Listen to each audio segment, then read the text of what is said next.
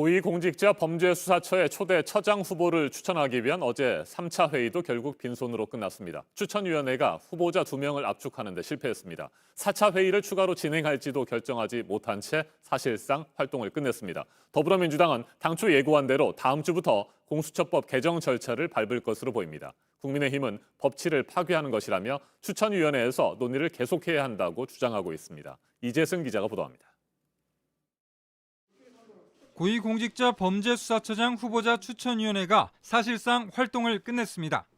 추천위는 어제 저녁까지 국회에서 10명의 예비 후보를 대상으로 검증 작업을 이어갔지만 결국 최종 후보자 2명을 선정하는 데 실패했습니다. 총 3차례 표결을 했는데 누구도 추천위원 7명 중 6명의 동의를 얻지 못했습니다. 여야 추천위원들이 정치적 중립성에 대한 입장차를 좁히지 못했기 때문으로 풀이됩니다.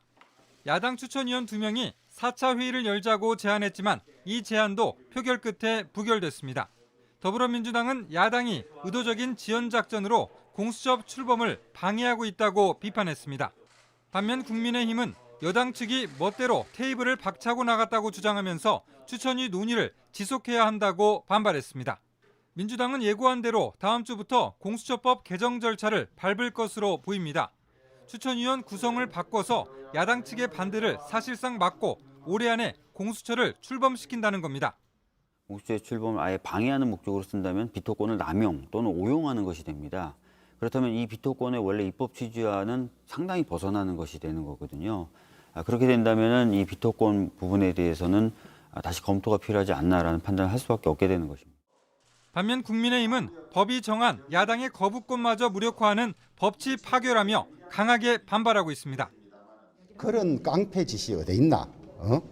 후보 독립성과 중립성이 보장되지 않은 그런 후보를 내놓고 검증도 제대로 하지 않은 채 지명하려고 하는데 뭐가 그래 감출기 많아서.